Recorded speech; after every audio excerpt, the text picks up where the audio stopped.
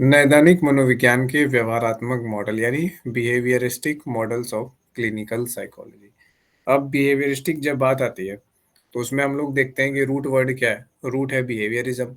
और बिहेवियरिज्म की जब बात आती है तो इन दो लोगों का नाम आता है, जॉन बी वॉटसन का और बी एफ स्किनर का। ठीक है। तो अब हम लोग क्या करते हैं कि क्लिनिकल साइकोलॉजी में इसका कैसे उपयोग होता है, जैसे कि हम लोगों ने पहले चर्चा की कि आवाज सबको सही से जा रही है ना, पहले एक बार कंफर्म कर लीजिए। हम्म, क्योंकि आज ईयरफोन नहीं लगा हुआ है, बिना ईयरफोन के हम कर रहे हैं। ठीक है। तो क्लिनिकल साइकोलॉजी में हमने बताया कि हम लोग अलग अलग दृष्टिकोणों का उपयोग करते हैं।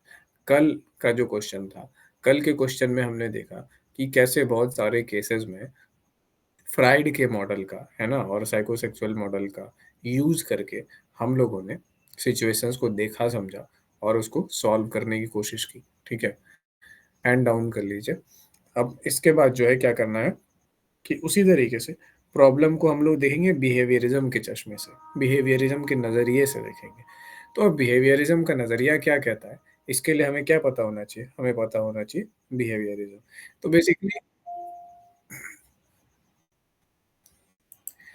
तो बेसिकली यही है कि बिहेवियरिज्म की जब बात आती है, यानी कि व्यवहारवाद की जब बात आती है, तो कहाँ से आता है?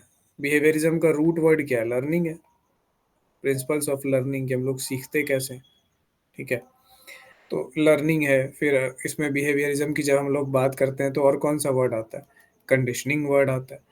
तो लर्निंग, कंडीशनिंग, इन सब के नज़रिए से जब हम चीज़ों को देखेंगे और देख करके उस हिसाब से प्रॉब्लम को सॉल्व करने की कोशिश करेंगे, तब हम लोग क्लिनिकल साइकोलॉजी में बिहेवियरिस्ट अप्रोच को यूज़ कर रहे होंगे या फिर क्या कर रहे होंगे, नैदानिक मनोविज्ञान के व्यवहारात्मक मॉडल्स का यूज़ कर रहे हैं। अब हम लोग जानते हैं कि मनोविज्ञान में हम लोग विभिन्न दृष्टिकोण पढ़ते हैं, अलग-अलग चीज़ें। आखिर क्यों पढ़ते हैं? इसलिए तो पढ़ते हैं कि कोई प्रॉब्लम हो या कोई सिचुएशन हो, उसको हैंडल करना है, उसको दूर करना है, उसको बढ़िया करना है। तो अलग-अलग चीज़ों का यूज़ करते हैं, तो बस इतना ही है। यानी समझ लीजिए कि बिहेवियरिज़्म के जो प्रिंसिपल्स हैं, उनका जब हम क्लिनिकल एस्पेक्ट में यूज़ करते हैं, तो उसको बस यही हम लोग कहेंगे। ठीक है, behaviouristic models of clinical psychology, यानी क्लिनिकल साइकोलॉजी में थेरेपी के समस्या समाधान के ऐसे मॉडल्स जो बिहेवियरिज्म पर टिके हैं। तो इसको अगर सेंटेंस में लिखना होगा जिन लोगों को, तो वो लोग कैसे लिखेंगे? सेंटेंस में अपनी भाषा में आप लोग लिख सकते हैं एग्जाम में कि नैदानिक मनोविज्ञान में जब व्यवहारात्मक मॉडलों का प्रयोग किया जाता है, तो उसमें व्यवहारवाद के सिद्धांतों का इस्तेमाल किया जाता है। सिंपल सा बात है। उनके उन सिद्धांतों के इस्तेमाल के द्वारा हम लोग क्या करते हैं, किसी समस्या को समाधान करने की कोशिश करते हैं। तो उसका जो समाधान का आधार होता है, वो सब कहाँ से आता है? वो सब आता है बिहेवियरिज्म यानी व्यवहारवाद के थ्योरी से। बस इतना ही है। इसी को जो है थोड़ा डिटेल में बता देना। तो डिटेल में जब हम लोग बताएँगे, तो सबसे पहले किनका नाम सर, आता है? निखत हाँ। जो है ना ज्वाइन नहीं कर पा रही है। अच्छा, एक बार बोलिए नेट ऑफ करके ऑन करेंगे तो, क्योंकि यहाँ पे तो रिक्वेस्ट इनको दिख नहीं रहा है हमको। ठीक है। ठीक है। नेट ऑफ ऑन करके अगर ट्राई करें बोलिए तो।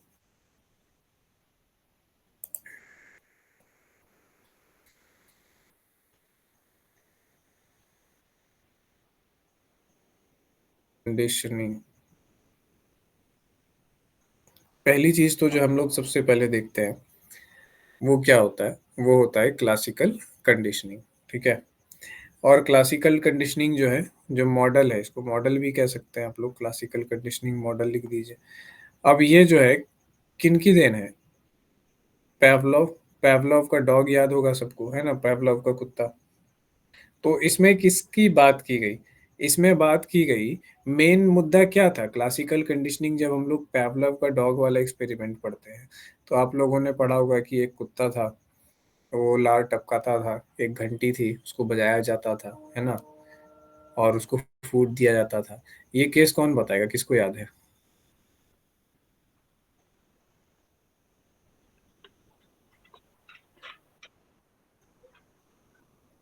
बताइए कहकशा। इसमें सर एक कुत्ता था। हम्म।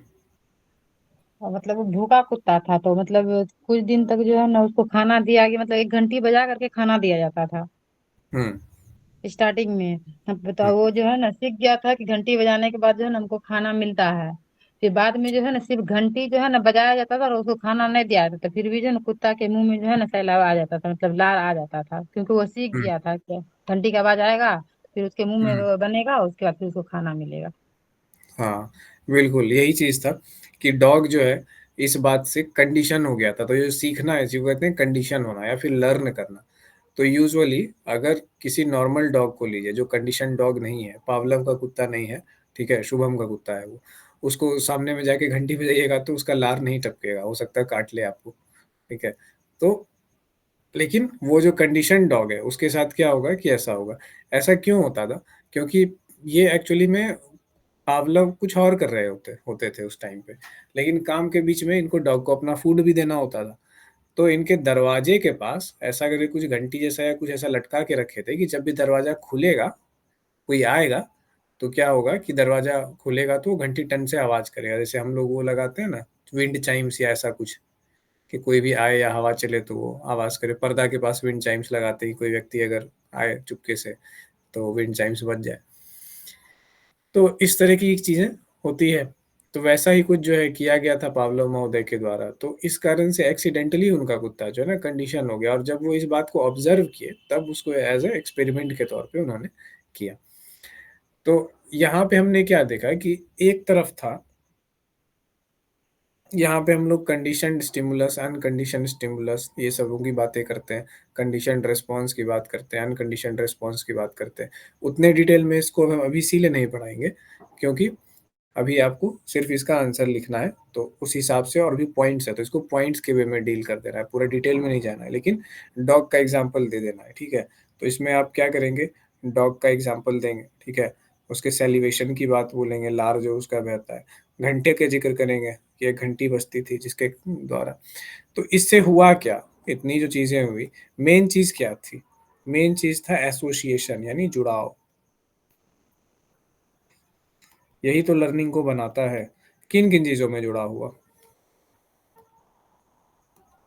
साउंड ऑफ बेल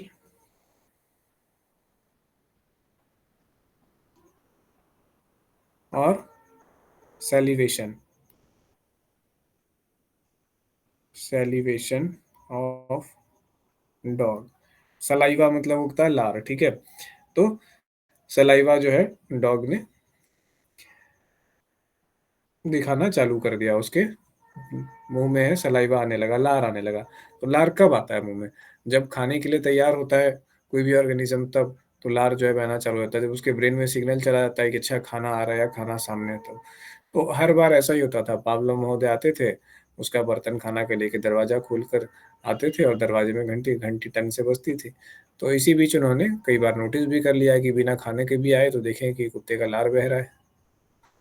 तो इस तरीके से मेन चीज इसमें था एसोसिएशन। तो क्लिनिकल साइकोलॉजी में जब हम लोग क्लासिकल कंडीशनिंग मॉडल्स का यूज करेंगे, तो हम लोग क्या करेंगे, हम लोग देखेंगे कि एसोसिएशन कहाँ का है, कौन कौन से लर्नेड बिहेवियर है, एसोसिएशन हो करके कहाँ पे ऐसा एसोसिएशन हो गया है जिसके कारण व्यक्ति को जीवन में दिक्कत आ रही है। ऐसे एसोसिएशंस को पता करने की कोशिश करेंगे, ठीक है। जैसे फियर फ्रॉम डार्क, बहुत ज़्यादा लोगों को होता है ना।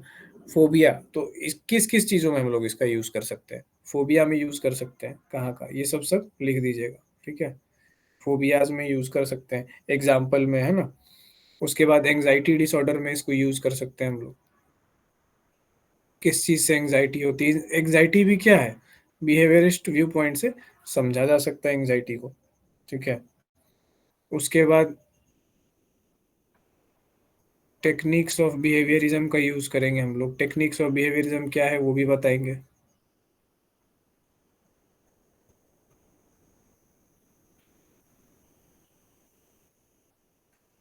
तो चलिए, जैसे कि हम लोग देखते हैं कि फोबिया में कैसे यूज किया जाए। एक एग्जाम्पल देख लेते हैं कि स्पाइडर से डर लगता है, ठीक है, एराक्नोफोबिया। मकड़ियों से डर किसको किसको लगता है? कोई नहीं बोलेगा, किसी को नहीं लगता है। चलो ठीक है, बढ़िया है, नहीं लगता है। अगर मान लेते हैं किसी व्यक्ति को एराक्नोफोबिया है, उसको स्पाइडर से डर है, तो आप कैसे उसका डर को दूर भगाएंगे, बताइए?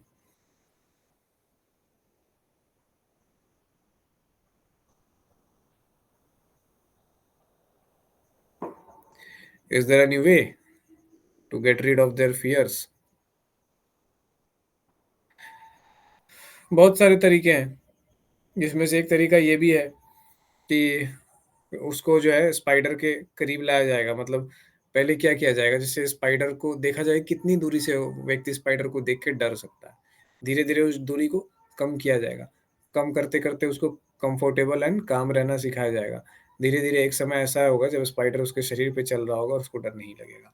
तो इस तरीके से हम लोग करके क्या कर सकते हैं कि जो लर्निंग था, पहले वाला लर्निंग था, उसको हमने मॉडिफाई किया, तो उसको कहते हैं काउंटर कंडीशनिंग। ठीक है?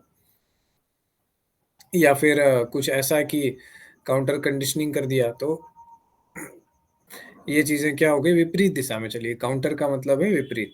अब हो सकता है कि आप उसको एक्सटिंक्ट कर दें, ठीक है? एक्सटिंक्शन। एक्सटिंक्शन का कब यूज़ होता है कि मतलब अब उसको वो वैसा रिस्पॉन्स नहीं होता है। उस रिस्पॉन्स को आप खत्म कर दीजिए। एक्सटिंक्ट मतलब ऐसे कहते हैं ना, बर्ड की कोई स्पीशीज़ एक्सटिंक्ट हो गई, अब नहीं पाई जाती है, प्रजाति ही खत्म हो गई। तो वैसे उस फ़ियर को एक्सटिंक्ट कर देना। कोई व्यक्ति ऐसे अंधेरे से डर लगता है किसी को, बचपन में बहुत ज़्यादा लोगों के साथ है कि अंधेरे से डर लगता है। तो अंधेरे से अगर आपको डर लग रहा है, तो किस तरीके से आपका डर को दूर किया जाएगा बिहेवियरिस्ट अप्रोच से? अंधेरे में ले जाया जाएगा पहले, ठीक है? जब आप डर रहे होंगे फिर लाइट जला दिया जाएगा कि देखो अंधेरा, फिर उसको आपको बताया जाएगा कि अंधेरा क्या है, अंधेरे से डर क्यों लगता है। अंधेरा, what is darkness? Darkness is just absence of light, और कुछ नहीं है। और आपका मन क्या होता है? लाइट का एब्सेंस जब रहता है, चूँकि आपको प्रकाश नहीं दिख रहा है, आपको पता नहीं चल रहा है कि वहाँ पे क्या चीज़ें हैं, चीज़ें चीज़ें आपको दृष्टिगोचर नहीं हो रही, तो आपका मन जो है विभिन्न प्रकार की भयावह कल्पनाएँ कर रहा है। कि क्या पता कि वहाँ पर कोई डायन हो, कोई चुड़ैल हो, कोई सर्प हो, कोई पिशाच हो, है ना? या फिर कोई बिच्छू हो, या कोई जानवर छुप कर बैठा हो अंधेरे में, क्या पता? ठीक है? तो ये क्या पता मतलब इमेजिनेशन। तो आप क्या कर रहे हैं? चीज़ों को इमेजिन कर रहे हैं। और वो इमेजिनेशन क्यों हो रहा है? क्योंकि वहाँ पर एक कंडीशन है जो एब्सेंस ऑफ लाइट है, और एब्सेंस ऑफ लाइट में आपका विज़न काम नहीं कर रहा है। तो बेसिकली अंधेरे से डरने का सिर्फ़ एक ही कारण है कि आप बहुत सेफ रहना चाहते हैं। आपको सेफ फ़ील नहीं हो रहा है। आप अगर बहुत सेफ रहना चाहते हैं, डरे हुए व्यक्ति हैं, तो एक प्रकार का डर है आपके अंदर अंधेरे के प्रति। जैसे बच्चा होता है, वो बच्चा सेफ नहीं महसूस करता है। क्यों नहीं महसूस करता है? क्योंकि उसका आकार बहुत छोटा है, शारीरिक आकार, वो बहुत अक्षम है। वो जब बाहर गली पे, रोड पे निकलता है, तो कुत्ते वगैरह को देखता है कि यार कुत्ता तो मेरे आकार के बराबर है या मेरे से बड़ा है, ऊपर से देख रहा है, एक बार गुर्रा कर कर दिया, उसके बाद तो हालत खराब हो गई। तो जैसे-जैसे आप सेफ एंड साउंड महसूस करते जाएँगे, जैसे-जैसे आप एक्सपोज़्ड होते जाएँगे, वैसे-वैसे क्या होगा कि आपके फ़ियर्स कम होते जाएँगे। जैसे आप लोगों ने देखा होगा कि स्पेशल फोर्सेस की ट्रेनिंग होती है, तो वो इतने ज़्यादा मतलब खूंखार और कठोर होते हैं, वो ऑपरेटिव्स, कमांडोज़ जो होते हैं, कि उनको डर वगैरह नहीं लगता है। तो कैसे होता है? ग्रेजुअली उनको एक्सपोज़ किया जाता है वैसे कंडीशन से। ठंडे पानी में, गर्म पानी में, गंदे पानी में, दलदल में, हर जगह उनको उतार-उतार के उनके सारे फ़ियर्स को कम किया जाता है। मेरे आपके जैसे आदमी को अगर बोला जाएगा कि मतलब जैसे नाली होता है, शहर का जो नाला होता है बड़ा वाला काला, उसके अंदर डाइव करो और नाक बंद करके ऐसे डुबकी मार के अंदर, अंदर, अंदर जाओ 1 किलोमीटर तक, बीच-बीच में साँस लेने के लिए मुँह ऊपर निकालो और चले जाओ, तो हम लोग नहीं जाएँगे। क्योंकि हम लोग क्या पता उसमें पिल्लू होगा, क्या पता उसमें साँप होगा, क्या पता बिच्छू होगा, क्या पता शीशा होगा। कमांडो को वो सब नहीं लगता है, जो भी होगा देखा जाएगा। तो फ़ियर्स जो है, तो हम लोगों को क्या देखा कि कमांडो ट्रेनिंग में क्या करते हैं कि सबसे पहले जो आपके फ़ियर्स हैं, जो कंडीशन्ड फ़ियर्स हैं, उसको दूर करते हैं। वैसे ही जब हम लोग यहाँ पे आएँगे देखेंगे कि ऐसा कोई फ़ियर है, जिससे आदमी परेशान है, तो उसको दूर किया जाएगा। तो हो तो गया क्लिनिकल वे में क्लासिकल कंडीशनिंग का उपयोग, ठीक है। अब क्या-क्या चीज़ों का उपयोग कर सकते हैं हम लोग? Systematic desensitization, systematic desensitization. इसको अंग्रेजी में ही समझिए, ठीक है? सिस्टमैटिक मतलब विधिवत, डिसेंसिटाइजेशन मतलब सेंसिटिव जो है, जो व्यक्ति सेंसिटिव है किसी स्टिमुलस के प्रति, हमने उसको क्या करते हैं डिसेंसिटाइज कर दिया, मतलब अब वो सेंसिटिव नहीं होगा, तो उसको क्या होगा, डर नहीं लगेगा उस चीज से, ठीक है? तो इसी को कहते हैं सिस्टमैटिक, और सिस्टमैटिक वे में हम लोग धीरे धीरे करके उसको, जैसे कमांडो को सिस्टमैटिक वे में किया जाता है। सबसे पहले जैसे जब आप एसएसबी इंटरव्यू में ही जाते हैं तो वहीं पे बहुत सारे ऑब्स्टेकल कोर्स होते हैं और उसी में देखा जाता है कि आपको फियर कितना है, कितना डर है। ऑब्स्टेकल कोर्सेज में रस्सी वगैरह होता है, खाई होता है जिसको जंप करना होता है, रस्सी को पकड़ना होता है, बीम होता है, बीम पे वॉक करना होता है, बोरी उठा के भागना होता है, बहुत सारी चीज़ें उसमें करनी पड़ती है। एक ऊंचा प्लेटफॉर्म होता है और वहां से नीचे कूदने के लिए थोड़ी दूर पे रस्सी होता है और वो रस्सी इतनी दूर होता है कि आप हाथ ऐसे जूम करके उसको नहीं पा पाएंगे, और उस ऊंचे प्लेटफॉर्म से नीचे डायरेक्ट कूदेंगे तो भी आपको इंजरी हो जाएगी, हाइट इतनी ज़्यादा रहती है और वो रस्सी दूर में रहता है। जैसे देखते हैं ना टार्ज़न ऐसे पेड़ से उछल करके उस रस्सी को पकड़ता है और फिर मतलब पेड़ की जटाओं को पकड़ता था और नीचे उतरता था, तो उसको टार्ज़न स्विंग वहाँ पे कहा जाता है ऑब्स्टेकल को। उसमें आप रैंप से ऐसे कूद के पकड़ते हैं और हवा में ही रहते हैं और वही देखा जाता है कि आप में कितना भरोसा है, कितना कॉन्फिडेंस है। और उसको करने में हालत ख़राब हो जाता है क्योंकि अगर आपको सेफ और सिक्योर फ़ील करना है, तो वो जगह आपके लिए बिल्कुल नहीं है। वो इंटरव्यू के दौरान जो एक 5 दिन का इंटरव्यू होता है, उसमें जो 2 दिन जीटीओ का होता है, 1 दिन जीटीओ मतलब ग्रुप टास्क होता है, उसमें फील्ड में ले जाया जाता है 1 दिन और वही ऑब्स्टेकल कोर्सेज़ करवा के आपको टेस्ट किया जाता है, कितना डरता है बंदा। और ऑब्वियस है अगर वहाँ पे डर भी लग रहा होगा, तो भी लोग क्या करेंगे, भाई इंटरव्यू है हमको तो पास तो करना है, फिर भी कूद जाते हैं। कूद के जो ज़्यादा डर गया, इतना डर गया, जिसके ऊपर डर हावी हो गया कि वो रस्सा पकड़ नहीं पाया, या तो हाथ डैमेज कर लिया, तो पैर डैमेज कर लिया, गिर गया। और जो अपने डर पे काबू कर पाया, वो क्या हुआ कि प्रॉपर रस्से को पकड़ लिया और रस्से से उतर गया। टाइम भी काउंट किया था सेकंड्स में, कि कितना सेकंड लगा आपको कितना ऑब्स्टेकल करने में, तो एज क्विक एज पॉसिबल सारा ऑब्स्टेकल पूरा करना होता है उसमें सिलेक्शन में।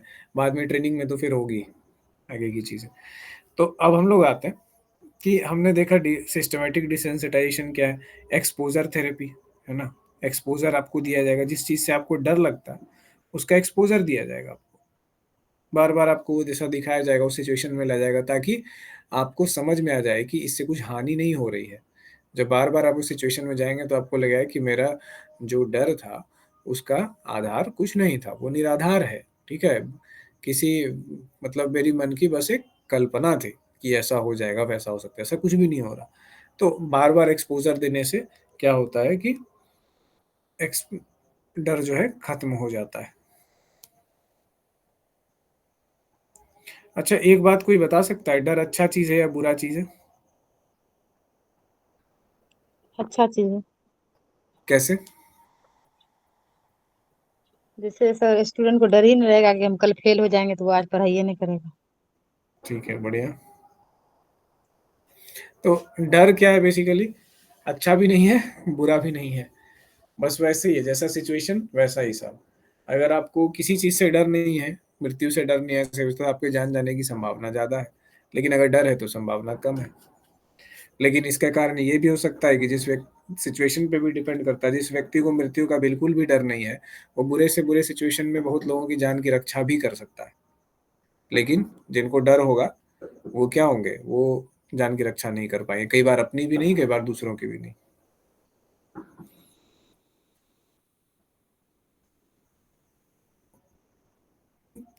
तो ये तो था क्लासिकल कंडीशनिंग का मॉडल, ठीक है?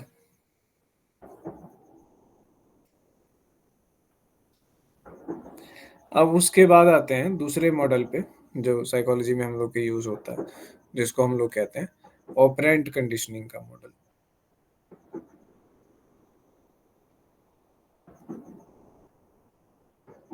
इसके प्रणेता कौन थे, कोई बता सकता है?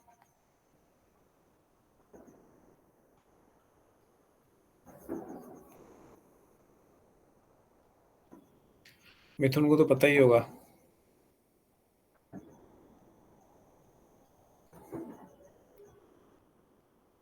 नहीं है पता।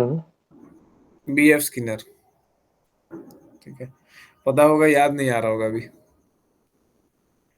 क्लासिकल कंडीशनिंग और ये सब तो हम लोग शुरू से ही पढ़ते हैं। अच्छा, क्लासिकल कंडीशनिंग में पावलव का नाम आता है, ठीक है?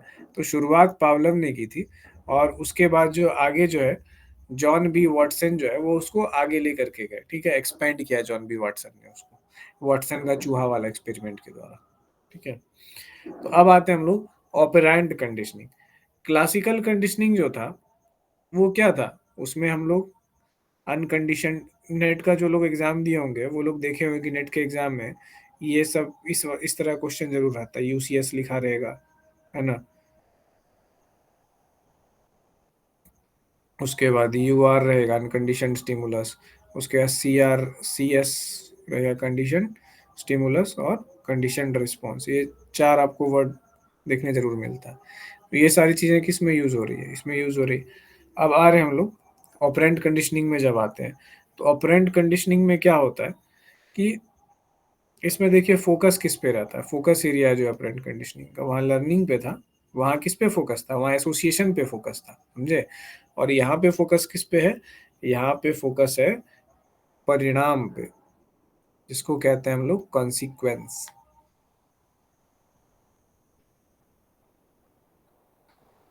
तो यही डिफरेंस है दोनों में, दोनों कई बार लोग कंफ्यूज कर जाते हैं, लगता है एक जैसा है, but classical conditioning model is focused on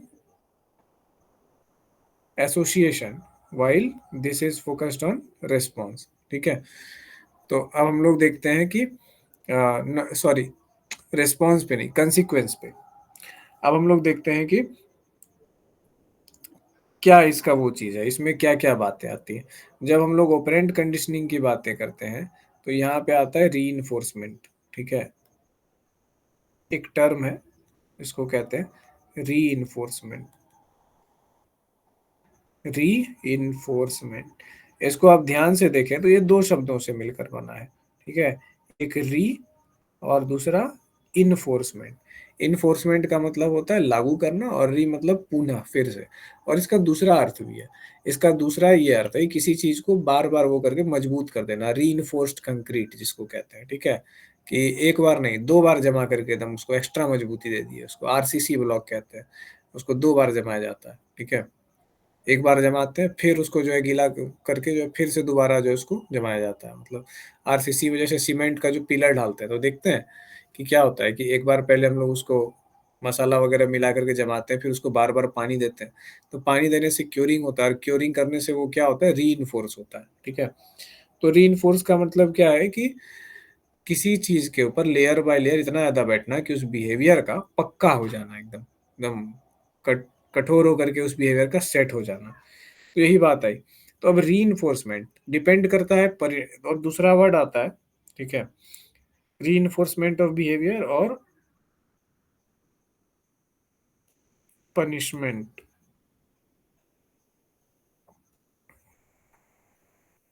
तो री यानी कोई बिहेवियर पक्का कब होगा, जब डिजायर्ड परिणाम मिलेगा, जब पॉजिटिव जो है वो चीज मिलेगा। या फिर मान लीजिए कि एक बच्चा है, ठीक है, एक बच्चे को क्या चाहिए, बच्चे के बॉडी को शुगर बहुत ज़्यादा चाहिए होता है, क्यों, क्योंकि बहुत तेज़ी से उसका शरीर ग्रो कर रहा होता है, तो उसके बॉडी का जो है खपत जो होता है शुगर का, वो बहुत ज़्यादा होता है। उम्र के साथ क्या-क्या है, उम्र के साथ क्या है कि आपका शुगर का खपत कम होता जाना चाहिए, और अगर शुगर का खपत कम नहीं होगा, एक्सेस होगा, तो क्या होगा, आपके लिए आगे हेल्थ पे इश्यूज़ डाल सकते हैं, क्योंकि उत्तरोत्तर आपकी बॉडी जो है शुगर का कम खर्च करती जाती है। तो यहीं पे हम लोग देखते हैं कि एक बच्चा है, ठीक है, वो जाता है टॉफी लेने के लिए, उसको पैसे मिले, प्रणाम वगैरह किया, 10 रुपए 5 रुपए मिले, उसके बाद वो गया टॉफी लेने के लिए दुकान, तो उसको टॉफी के रूप में कैंडी मिला, कैंडी क्या है, शुगर है, उसको अच्छा लगा, उसने खाया, एक बिहेवियर किया, ठीक है, उसको अच्छा लगा, बॉडी को बढ़िया फील हुआ, माइंड को बढ़िया फील हो गया, यार क्या टेस्ट है, क्या एनर्जी आ गया एकदम बॉडी में, बच्चा खेलने में फिर से लग गया, थकान प्यास व्यास सब दूर हो गया। तो ये जो पॉजिटिव रिजल्ट आया, थकान दूर हो गई, प्यास दूर हो गई, है ना, फिर से खेलने में लग गया, मजा आ गया, तो ये क्या करेगा, इसके इस बिहेवियर को रीइंफोर्स करेगा, फिर उसको पैसा मिलेगा, वो दोबारा टॉफी लेने जाएगा, समझ रहे हैं। तो यही है रीइंफोर्समेंट ऑफ बिहेवियर। तो इससे क्या हो रहा है कि जब किसी बिहेवियर से पॉजिटिव परिणाम आ रहा है, जो आउटकम है वो हमारे लिए फायदेमंद लग रहा है, हमें पॉजिटिव लग रहा है, चाहे हमारे बॉडी को या माइंड हो, तो हम क्या कर रहे हैं कि उसको रिपीट कर रहे हैं। रिपीट करने से रीइंफोर्स हो रहा है।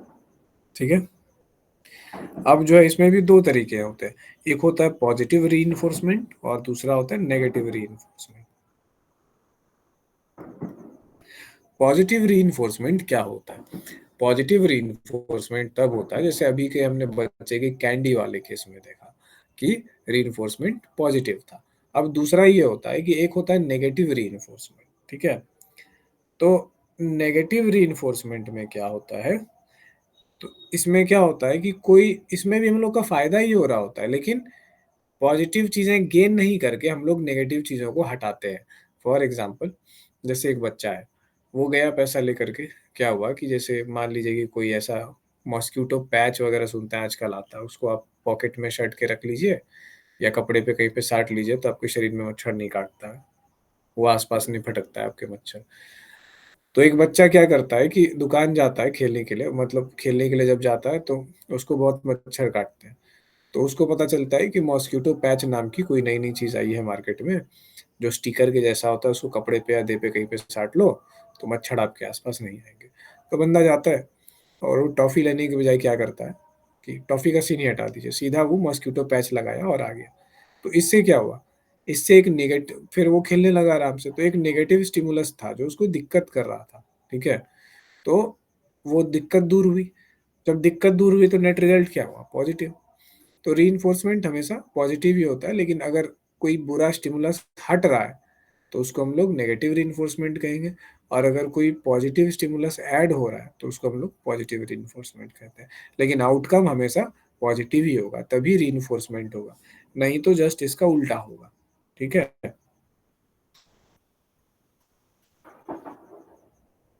तो जस्ट इसके उल्टे के केस में देखते हैं। For example, there were two people against, दो लोग हैं, दो लोग पार्टनर हैं, एक दूसरे को बहुत पसंद कर रहे हैं। अब क्या हो रहा है, एक टाइम पे दोनों की शादी होनी थी, शादी के लिए हो गया मना। अब एक पार्टनर जो है वो मजबूर है अपने घर वालों से, वो सोच रहा है यार अब कैसे, हम घर वाला मना कर दिया, अब तो हम कैसे शादी करें। अब इधर जो दूसरा पार्टनर है वो कह रहा है, ठीक है, let's take a hypothetical case of a boy and a girl.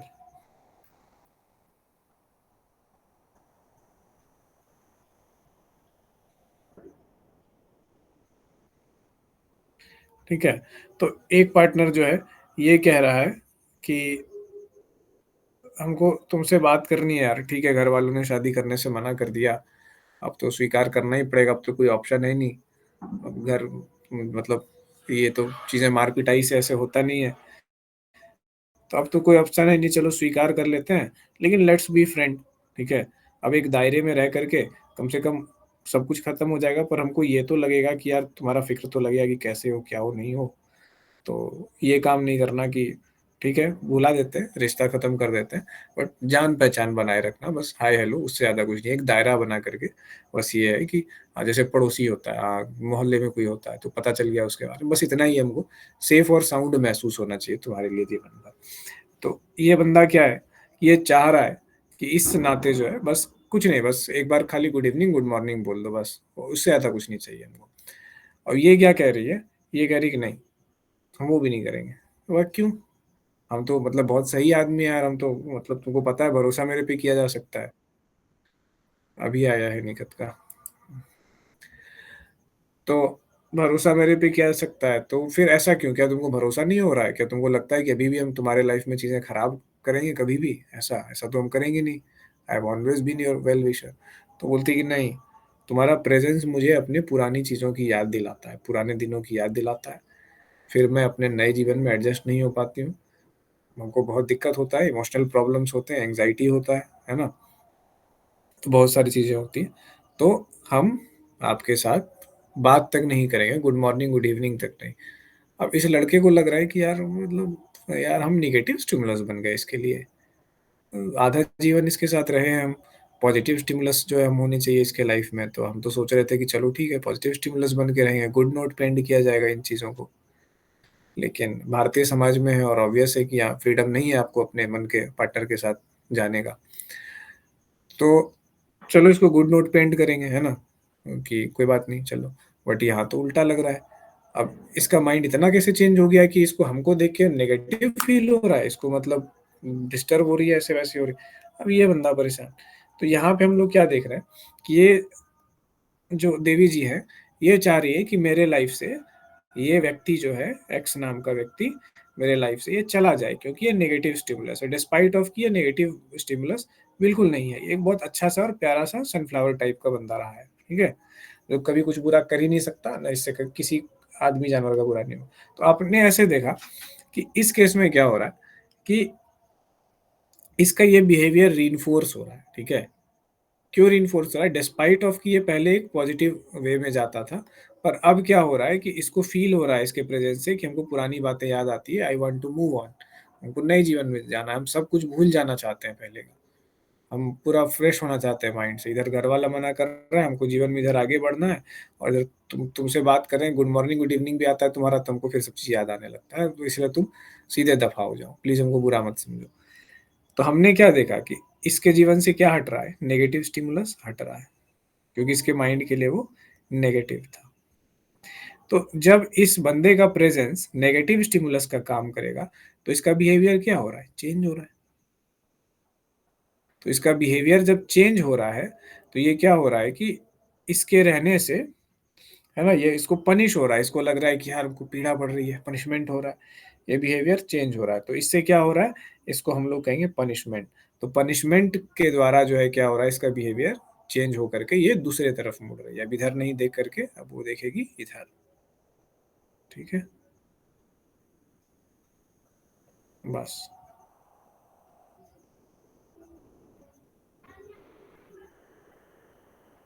तो इस तरीके से हमने देखा कि कैसे जो है रीइंफोर्समेंट और पनिशमेंट हमारे बिहेवियर को या किसी भी व्यक्ति के बिहेवियर को चेंज करता है।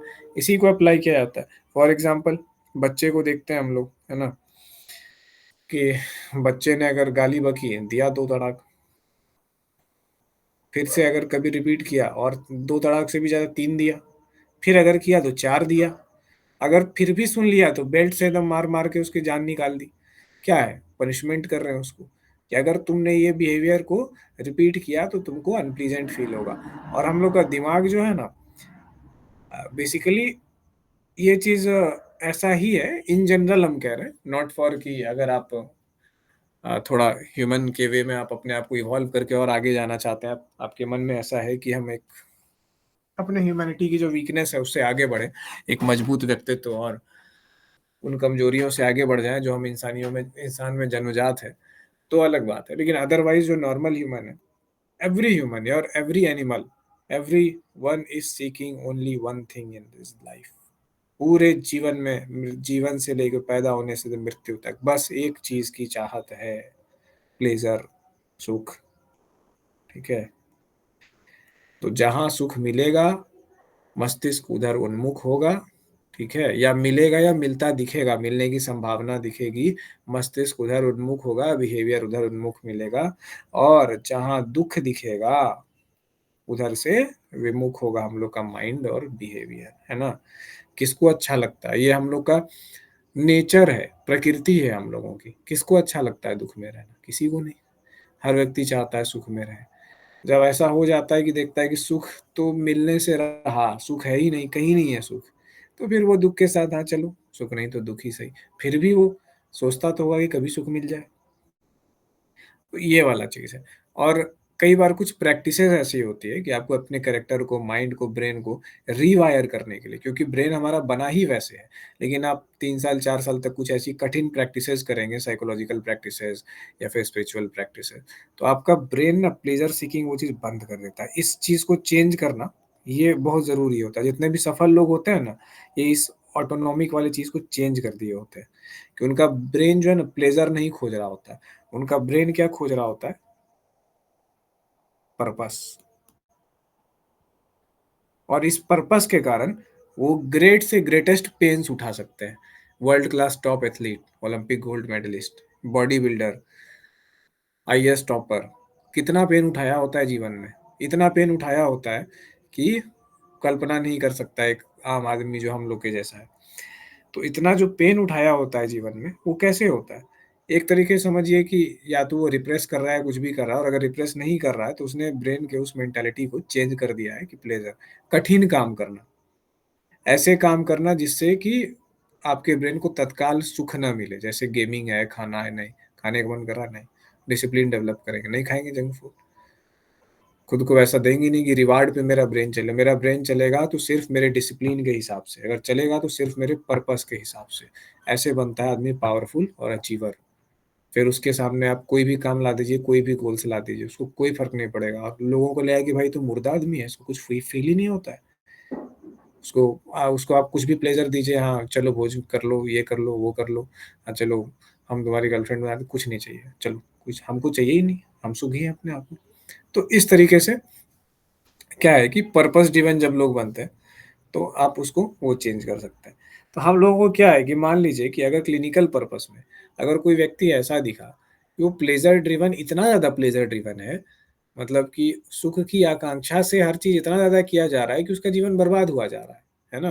फॉर एग्ज़ाम्पल, सुख की आकांक्षा हुई, शांति की आकांक्षा हुई, 2 सिगरेट जलाया, फूँक लिया, उसके बाद शांति, प्लेज़र, गज़ब, एकांत, ऐसा फ़ील हो गया एकदम।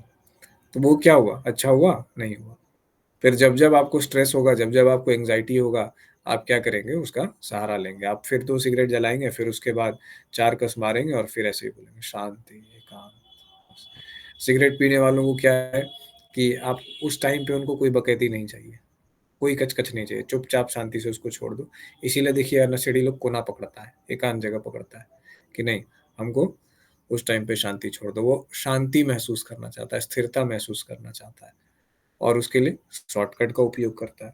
तो उसी शांति की गहराई को, उसी स्थिरता को, उसी पावरफुल स्टेट को पाने के लिए, उस सुख को पाने के लिए क्या कर रहा है व्यक्ति? ड्रग्स ले रहा है, शराब पी रहा है, नशा। शराब क्या करता है कि शराब जो है आपके अंदर जो है रिलैक्सेशन पहले पैदा करता है और उसके बाद जो है आपके जो ये सब चीज़ें हैं, क्या बोलते हैं, मतलब आपको लगने लगता है कि हम ही किंग हैं, हम ही पावरफुल हैं। तो हर व्यक्ति के अंदर जो कॉन्फिडेंस की कमी है, कॉन्फिडेंस की कमी तो तभी ना होगी भाई जब तुम्हारे में कॉम्पिटेंस की कमी होगी। तुमने क्षमता के निर्माण के लिए काम ही नहीं किया। तुम सब दिन भागते रहे सुख भोग के पीछे, तो क्षमता बनी नहीं। जब क्षमता बनी नहीं तो कॉन्फिडेंस आया नहीं। कॉन्फिडेंस आया नहीं तो अब कोई भी सिचुएशन होता है, डील करते हो या कोई क्षमतावान आदमी तुम्हारे आगे लगता है तो तुम्हारे सबकॉन्शियस में क्या चलता है? इनसिक्योर महसूस होता है तुमको। और फिर तुम क्या करते हो? दारू पी करके 4 पैग चढ़ा करके थोड़ा देर के लिए अपने आप को किंग जैसा महसूस करते हो। हम तो ये ऐसे-वैसे ये कर देंगे, वो कर देंगे। सुना ही होगा आप लोगों ने शराबियों को बोलते हुए। तो इस तरीके से हम लोग क्या देख रहे हैं कि जिस भी केस में या क्लाइंट के केस में हमें ये मिलेगा कि भाई क्लाइंट बहुत ज़्यादा प्लीज़र ड्रिवन हो रहा है, ठीक है? ये ऐसे नहीं चलेगा जीवन, थोड़ा रियलिस्टिक हो जाओ बेटा। तो हम लोग वहाँ पे एसोसिएशन को देखेंगे और चीज़ों को सही करने का प्रयास करेंगे। तो ऐसे हम लोगों ने देखा कि ऑपरेंट कंडीशनिंग मॉडल में किस तरीके से रीइंफोर्समेंट होता है और किस तरीके से पनिशमेंट होता है और ये किस पे डिपेंड करता है? परिणाम पे। शराब पिया तो परिणाम क्या था कि जो है पीने के बाद बहुत रिलैक्स महसूस हुआ, बहुत अच्छा महसूस हुआ, स्ट्रेस और एंग्ज़ायटी का लेवल कम हो गया, एकदम खुश हो गए एकदम पूरा। अरे खुश क्यों हो गए भाई? खुश इसीलिए हो गए क्योंकि तुम्हारे ब्रेन का जो है कुछ एरियाज़ जो न्यूरोट्रांसमीटर्स थे। अब अल्कोहल क्या है? अल्कोहल है non ionic liquid. Non ionic liquid का मतलब ऐसे लिक्विड इसमें आयन नहीं होते हैं, ठीक है? चार्ज इसमें नहीं होते हैं और हम लोग के न्यूरॉन क्या है? आयनिक है। तो जब आपके और अल्कोहल क्या करता है, ब्लड ब्रेन बैरियर नाम की एक चीज़ होती है, जैसे चालनी नहीं होता है, चालनी से आप आटा चालते हैं तो फिर नीचे गिरता है, कीड़ा-पिल्लू जो हुआ है वो ऊपर रह जाता है। तो वैसे हम लोग के ब्रेन में एक चालनी जैसा सिस्टम बना हुआ है कि हमारे ब्लड से हर कुछ ब्रेन के अंदर प्रवेश नहीं कर सकता है। लेकिन अल्कोहल क्या होता है, उस ब्लड ब्रेन बैरियर को पास कर जाता है, महीन है समझ लीजिए उसका कण, तो पास कर जाता है, ब्रेन में पहुँच जाता है। तो अब ब्रेन में क्या है कि वो बैटरी की तरह है, अंदर में आयन है, चार्जेज़ हैं, दौड़ रहे हैं न्यूरॉन्स और ये नॉन आयनिक लिक्विड अल्कोहल वहाँ पहुँच के क्या करता है कि उनको रोक देता है। मतलब समझिए कि आयनिक का मतलब है सुचालक जिसमें बिजली जाती हो और नॉन आयनिक का मतलब है कुचालक जिसमें बिजली प्रवाहित ना होती हो। तो ये बंधु पहुँच जाते हैं वहाँ, न्यूरॉन के कॉम्प्लेक्स रिएक्शंस को रोक देते हैं, ठीक है? उसके बाद न्यूरॉन सिंपल बेसिक मोड में आ जाता है। तो बहुत ज़्यादा कैलकुलेशंस नहीं कर पाता है, और जितना ज़्यादा न्यूरॉन एक्टिव और कैलकुलेटेड होगा, उतना ही ज़्यादा तो इंटेलिजेंस आपका काम करेगा ना। और इंटेलिजेंस का साइड इफ़ेक्ट भी है। आप देखेंगे जो व्यक्ति जितना ज़्यादा इंटेलिजेंट है, वो उस व्यक्ति के जीवन में उतना ज़्यादा दुःख भी आपको दिखेगा, क्योंकि जब आप ज़्यादा इन्फॉर्मेशन प्रोसेस कर रहे हैं हायर इंटेलिजेंस के रेट पे, तो आपका इमोशनल वो चीज़ भी, आप हर तरह के इन्फॉर्मेशन को ज़्यादा प्रोसेस कर पाएँगे, और इमोशनल वो चीज़ें आपको इमोशनल वॉलेटिलिटी भी आपको साथ में मिलेगी। मतलब कर्स ऑफ जीनियस इसको कहा जाता है। बहुत सारे जीनियस लोग आप देखेंगे कि सुसाइड या ऐसे-वैसे चीज़ों में उनका वो चीज़ होगा, क्यों? इतना ज़्यादा न्यूरॉन का कनेक्शन है, सर्किट इतना ज़्यादा वो चीज़ है ना, बहुत ज़्यादा इन्फॉर्मेशन को वो एक साथ प्रोसेस कर पाते हैं वो लोग। जिसके कारण क्या होता है, पॉजिटिव रिजल्ट भी बहुत आता है और नेगेटिव रिजल्ट भी आता है, दोनों उनके ब्रेन को मिलता है। अल्कोहल क्या करता है, नेगेटिव वाली चीज़ों को थोड़ा देर के लिए शट डाउन कर देता है, लेकिन वो आपके न्यूरॉन्स का किलर है। आपके मस्तिष्क को अल्कोहल धीरे-धीरे मारता है और आपको मज़ा देता है, और आप एक दिन, कुछ साल पीने के बाद एकदम बोतू जैसा बेसिक हो जाता है आपका बुद्धि, ठीक है? जिस व्यक्ति को देखिएगा शराब पीते जाएगा, उसकी बौद्धिक क्षमता में, मैथ बनाने की क्षमता में नहीं, ओवरऑल जो बौद्धिक कॉग्निटिव फंक्शनिंग है, वो डिक्लाइन करता जाता है समय के साथ-साथ। चिल भले ही होता जाएगा, कूल भले ही होता जाएगा, मस्त गाएगा, कूदेगा, ऐसे ही है वो। लोगों को लगेगा ओह! क्या दिलदार आदमी है। लेकिन जो विकट परिस्थितियों में निर्णय लेने की क्षमता है, जिसको नीर-क्षीर विवेक कहते हैं, दूध का दूध, पानी का पानी, वो क्षमताएँ धीरे-धीरे कम होती जाती हैं।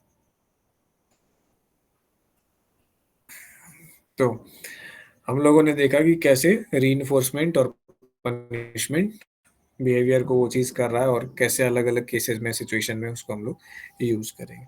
अब तीसरा जो एक मॉडल आता है, उसको हम लोग कहते हैं, जो यूज़ होता है, सोशल लर्निंग मॉडल। ये किसने दिया था, कौन बताएगा? Social learning?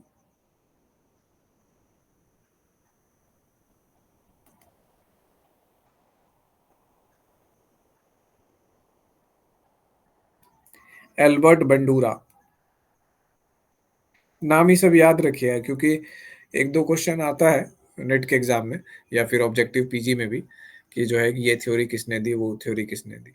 2 ही क्वेश्चन आता है, तो 2 क्वेश्चन मतलब 4 नंबर हो जाता है, और जितना ज़्यादा से ज़्यादा स्कोर हो उतना बढ़िया है, क्योंकि आपके किस्मत पर लात देने के लिए जो है ना, नाग की तरह से डसने के लिए बैठा होता है नॉर्मलाइज़ेशन। स्टूडेंट्स लोग काफ़ी हंगामा किए इसके अगेंस्ट में, हर एग्ज़ाम में। सुप्रीम कोर्ट ने कई डिसीजंस दिए, जिसमें जिसने कहा कि नॉर्मलाइजेशन जैसा बेईमानी चीज़ को, फालतू चीज़ को हटाइए आप, और आप क्यों नहीं डायरेक्ट, जो बच्चा इतना स्कोर लाया, आप उसके स्कोर पे उसको काम कीजिए। किसी का स्कोर कम है तो उसको बढ़ा दिए, किसी का बढ़ा है तो उसको कम कर दिए, और कह दिए कि नॉर्मलाइजेशन हमने किया। तो जब यहाँ तक कि सुप्रीम कोर्ट ने फटकार लगाई है, लेकिन भारत की सरकार और यहाँ की सरकारी संस्थाएँ इतनी ज़्यादा बेशर्म हैं कि अगर सुप्रीम कोर्ट एसएससी या रेलवे को नॉर्मलाइजेशन करने के लिए मना कहेगी, तो फिर केवल एसएससी या रेलवे ही करेगा, बाकी कोई नहीं करेगा। हर जगह स्टूडेंट अलग-अलग आंदोलन करे, और हर बार सुप्रीम कोर्ट जाए, केस करे, और सुप्रीम कोर्ट सबको अलग-अलग निर्णय देगी, तब जाकर के केस होगा, कि मतलब बेशर्मी की हद है ये। और सर। ये भी, हाँ? हाँ, ये तीसरा वाला जो ना, फिर से एक बार रिपीट कर दीजिए तो। कौन-सा? ये इसके पहले ये वाला? Social learning model. अच्छा, सोशल लर्निंग मॉडल कह रहे हैं? जी जी। अभी शुरू उसका कहाँ एग्जाम, किए? मैं वो एग्जाम्पल थोड़ा समझ में नहीं आ रहा था अभी जो बता रहे थे। इसके पहले शराब वाला जो एग्ज़ाम्पल हम बताए?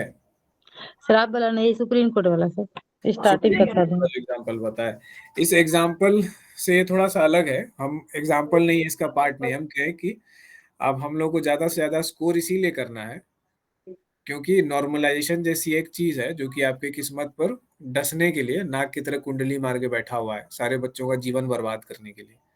जो हाँ कु क्या। अब नॉर्मलाइज़ेशन क्या है, कि अगर आपको जो है 200 नंबर आया है, ठीक है? तो आपका नंबर को घटा करके उस शिफ्ट पे जितने बच्चे एवरेज स्कोर किए होंगे, उसके बराबर ले आया जाएगा। और अगर आपका नंबर बहुत कम आया है, तो उसको बढ़ा करके उस शिफ्ट के सारे बच्चों का नंबर का जो एवरेज है, उसको वो चीज़ किया जाएगा। तो ये कितना गलत बात है। अगर किसी ने 300 में 220 लाया है, और उस एग्ज़ाम सेंटर पे कोई भी बच्चा 220 नहीं ला पाया है, सब लगभग का एवरेज मार्क्स जो है, समझिए कि 150 के आस-पास है। तो 220 वाले घटा के आप 100 150 के आस-पास ला दीजिएगा, उस बच्चे का ज़िंदगी बर्बाद हुआ कि नहीं होगा? तो वही हम कह रहे थे कि नॉर्मलाइज़ेशन जो है ना, इसी कारण से हाईएस्ट स्कोर कीजिए, और एक-एक चीज़ का वो चीज़ याद रखिए आप लोग। कि कौन व्यक्ति जो है किसने क्या चीज़ दिया। 2 ही नंबर 4 ही नंबर है लेकिन बहुत ज़्यादा इम्पोर्टेंट है। कम से कम उससे नॉर्मलाइज़ेशन से लड़ने में तो आपको मदद करेगा।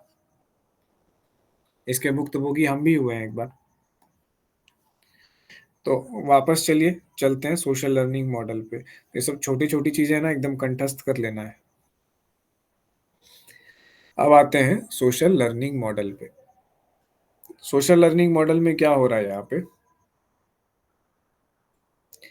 सोशल लर्निंग सीधा सा चीज़ है, सोशल समाज से सीख रहे हैं।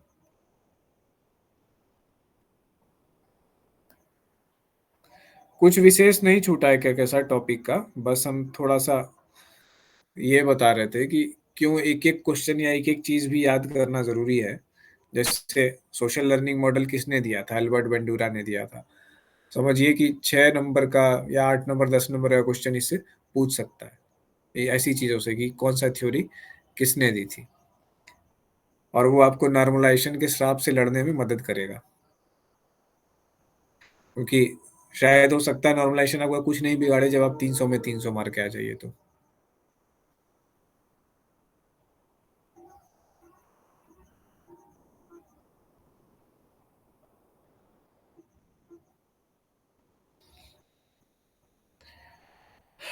तो सोशल लर्निंग समाज से क्या होता है? समाज से सीखना, बस यही है सोशल लर्निंग थ्योरी।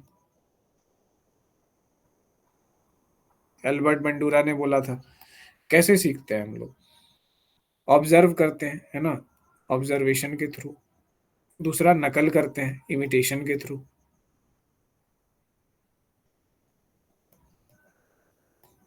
और तीसरा मॉडलिंग।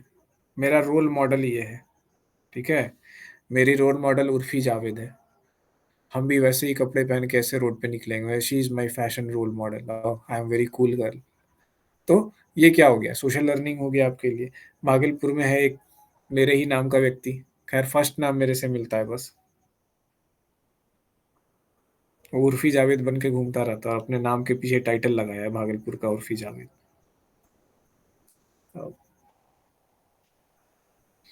तो चलिए हम लोग देखते हैं कि इमिटेशन है, मॉडलिंग करते हैं। मॉडलिंग मतलब ये वाला मॉडलिंग नहीं, मॉडलिंग का मतलब कि आप किसी को देखें और उनके जैसा बिहेव कर रहे हैं।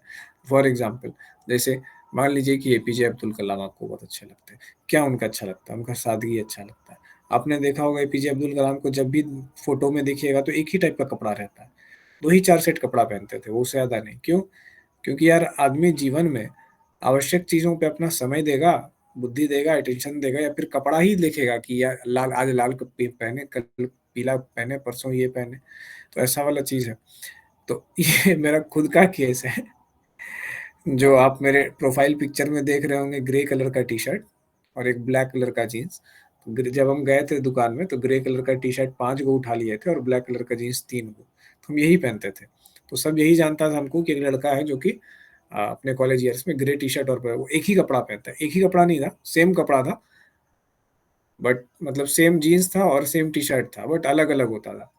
लोगों को लगता था एक ही पहनता है, उसके कारण क्या था कि हमको टेंशन नहीं होता था। अच्छा लग रहा है, सूट कर रहा है, बस एकदम टॉप क्लास लग रहा है देखने में, बस 5 पीस खरीद लिया, वही पहनना है, वो बढ़िया है चलो, टेंशन ही नहीं वैसे करने की। तो ये चीज़ हमने एपीजे अब्दुल कलाम से सीखी थी, उन्होंने अपने बुक में लिखा है कि कैसे टाइम और अटेंशन को मैनेज किया जाता है और एक्चुअली में इससे बहुत फ़ायदा हो गया हमको, कि हमको लगा कि अब दिमाग नहीं लगाना, क्या क्या पहनना है, नहीं पहनना, लाल, पीला, हरा।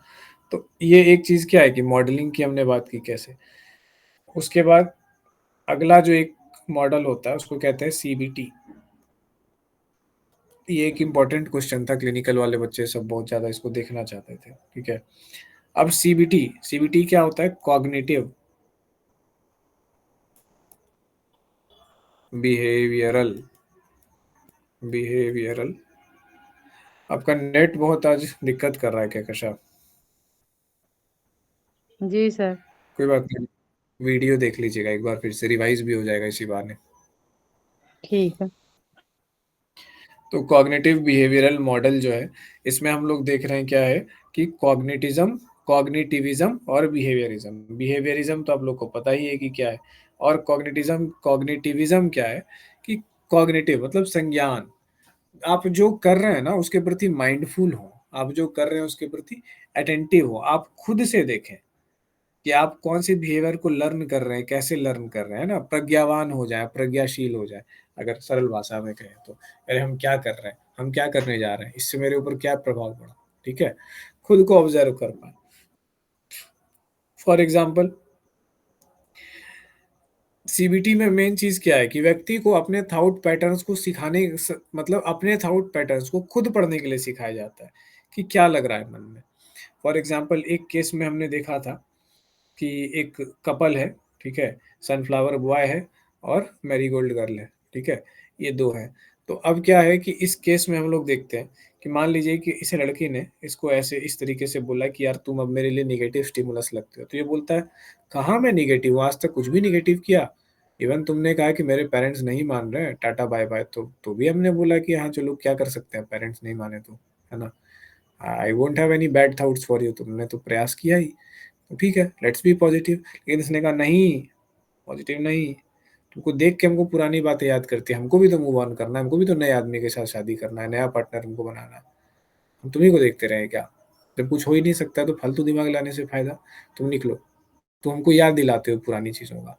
अब ये सोच रहा है कि यार ये तो मतलब बहुत ही ये हो गया, अब इसको डिलीट कर देते हैं, ठीक है, इस देवी जी को इस सीन से डिलीट कर देते हैं।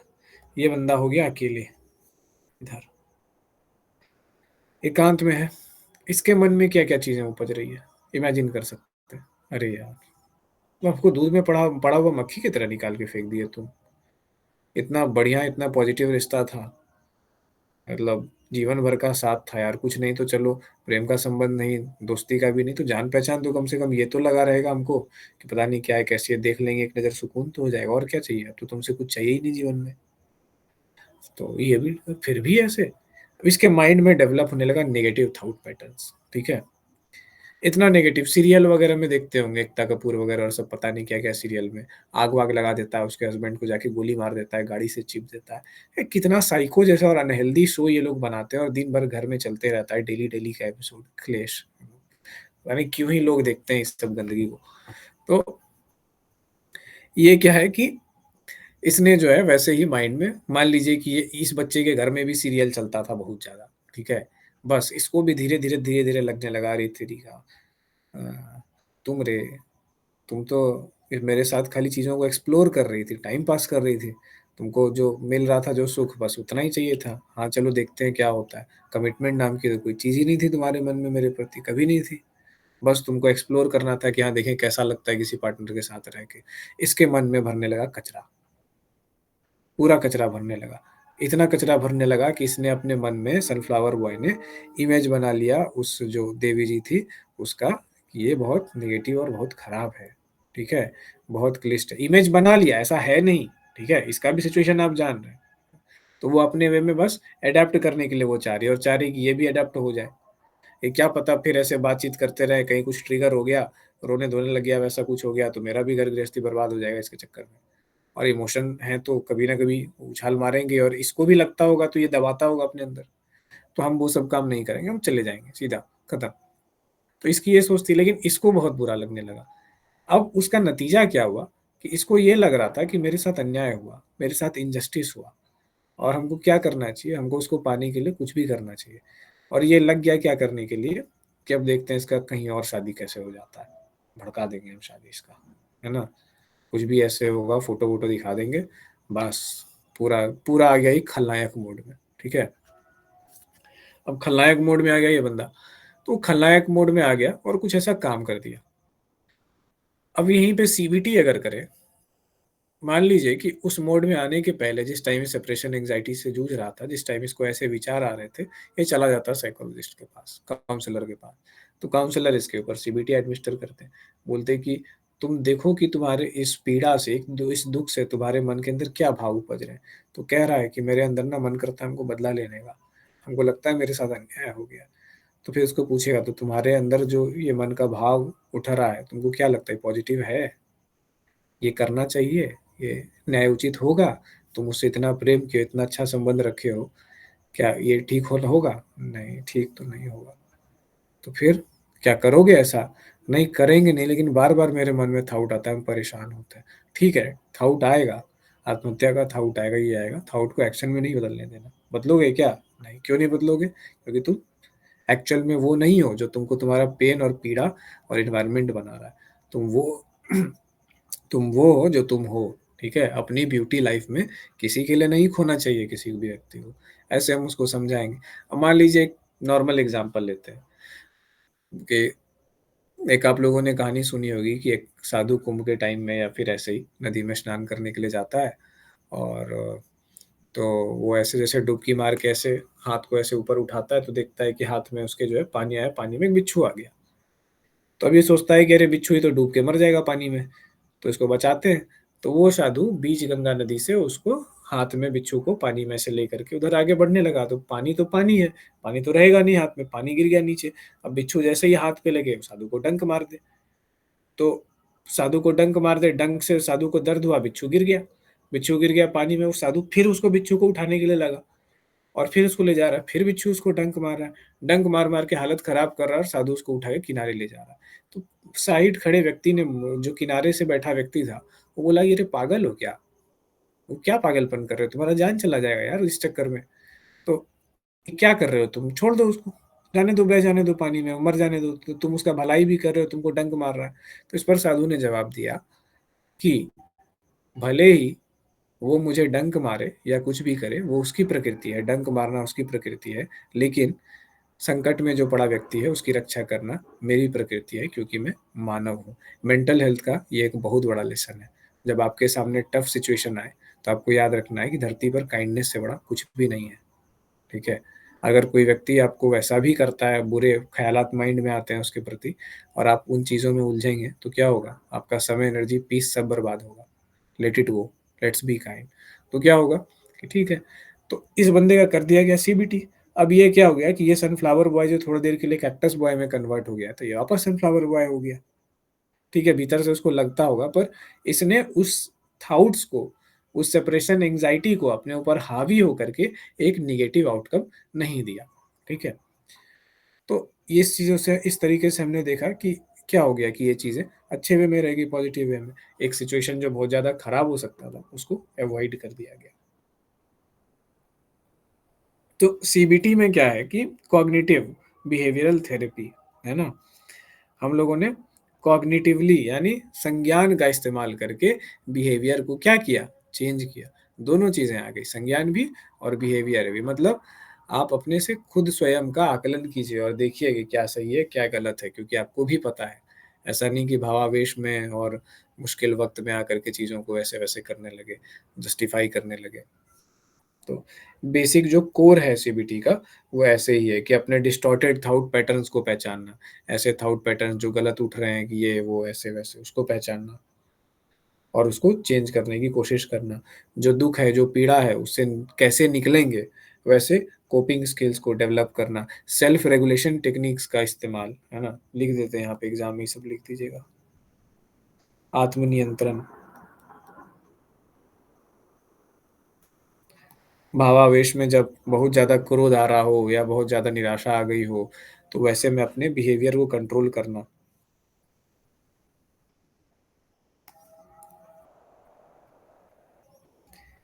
मैलाडेप्टिव थॉट पैटर्न, मैलाडेप्टिव, ठीक है? जो मैलाडेप्टिव का मतलब बुरा।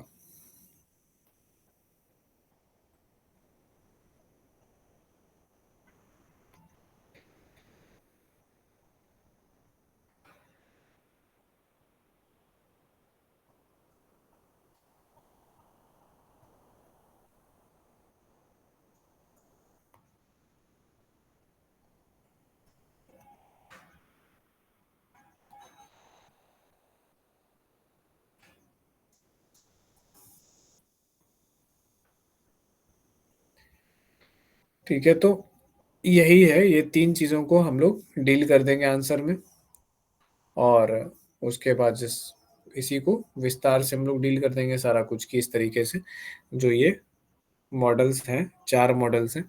4 हम लोगों ने मॉडल्स का इस्तेमाल किया, जो कि 4 क्या है? बिहेवियरिस्टिक मॉडल है क्योंकि सब में बिहेवियर है। कॉग्निटिव बिहेवियरल मॉडल में आपको दिखा सीबीटी में बिहेवियर है। सोशल लर्निंग में क्या हुआ कि व्यक्ति लर्न कर रहा था, किस चीज़ को लर्न कर रहा था? बिहेवियर को ही तो लर्न कर रहा था ना समाज से। तो यहाँ भी बिहेवियर है सोशल लर्निंग मॉडल में। उसके बाद वापस आइए 2 नंबर में, यहाँ भी क्या है कि बिहेवियर ही है जो रीइंफोर्समेंट और पनिशमेंट के द्वारा जो है क्या होता है कि बढ़ता है या घटता है। पहला नंबर तो classical conditioning, it is also about behaviour. यहाँ पे क्या होता है कि फोकस एसोसिएशन पे है।